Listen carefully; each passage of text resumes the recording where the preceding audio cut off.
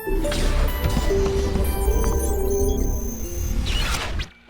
Nigeria Economic Summit Group, as part of its commitment to address the socio-economic challenges in the nation, hosted the maiden session on the Community of Practice on Gender Issues. It brought together women leaders, entrepreneurs and activists alongside other stakeholders to explore how to deepen gender inclusion in the key sectors of the economy.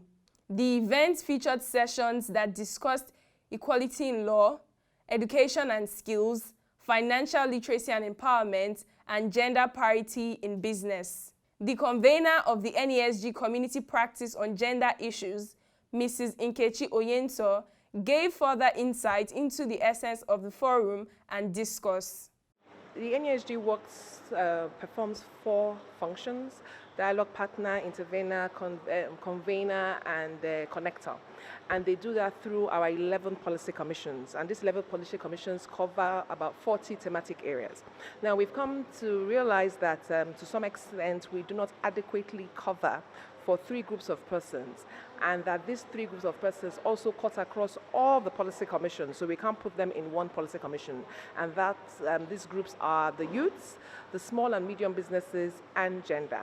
So the NESG has come up with a committee of practice to cover these 3 groups of people, and the idea is to have them have their activities and things that affect them imputed into the 11 policy commissions. So it's not we're not trying to form an NGO here. What we're trying to do is to convene for legislative, environmental, and economic change and empowerment and inclusion of women. Okay? The same way we'll convene for youths, we've convened for youths, and we will convene for small and medium businesses. Other key stakeholders spoke on the issues around the role of women in economic development and equity in law. In terms of the importance of women in nation building, WIMBIZ, which is the organization I'm representing here today, we see ourselves as a catalyst that elevates the status and influence of women and their contribution to nation building. And if you look at the statistics at the moment as a country where we are, you look at our GDP numbers, look at our population growth, and just look at the general feel of the economy, we can all agree that we need all hands on deck to push the boat forward.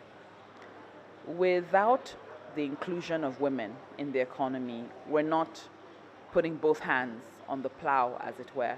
So it's really about making sure that there's many of us as possible pushing the country forward. So we need to bring more women into the formal sector, bring more women into business, into management, into public service, so we can, amplify our voices and make things better, not only for women, but also for men.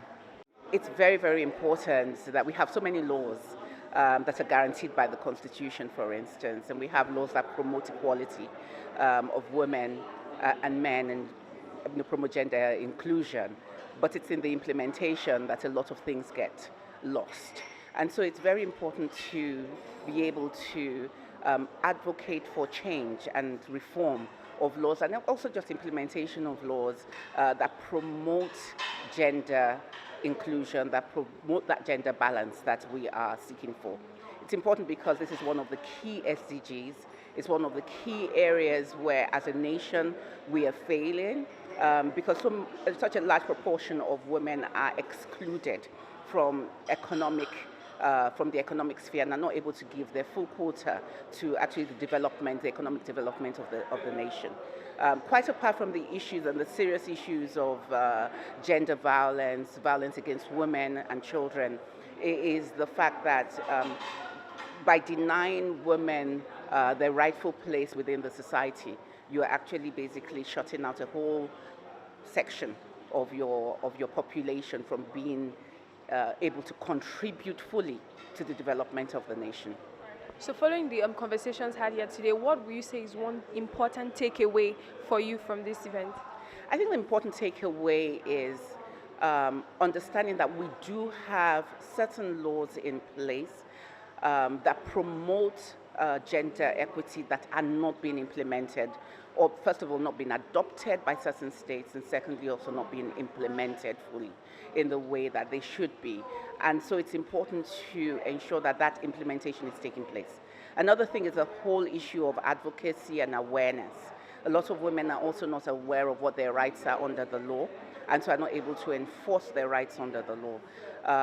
The other aspects I think that I've taken away from today is the fact that we do need champions who are able to stand in the gap and sponsor that change that we're looking for.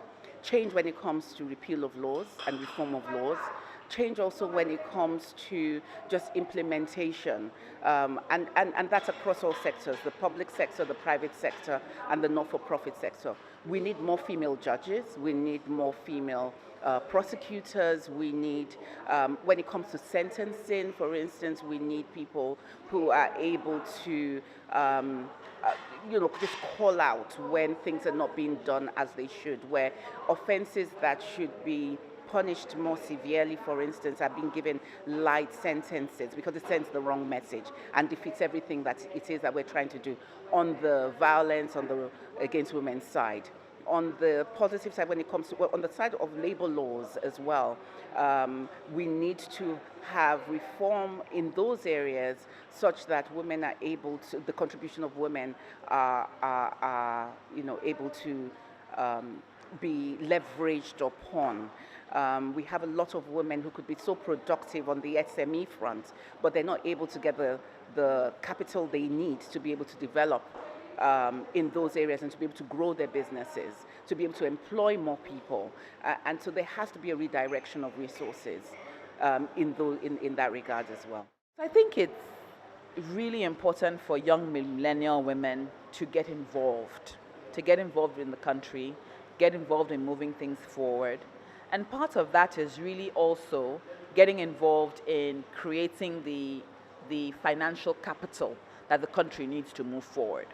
So we see a lot of young millennial women doing amazing things. They're creating new businesses, doing interesting things. But one of the things that we find that hinders businesses from growing is lack of capital. And that capital really comes from investing and saving over time. So it's important that people learn the lessons around personal finance, putting money away for the future, and growing their businesses organically through plowing money back into their businesses. So it's I don't know how else to explain it, but it's really, really key and important. With the community of practice in place, it is expected that the advocacy level for gender inclusion in Nigeria will receive momentum and strategic dimension.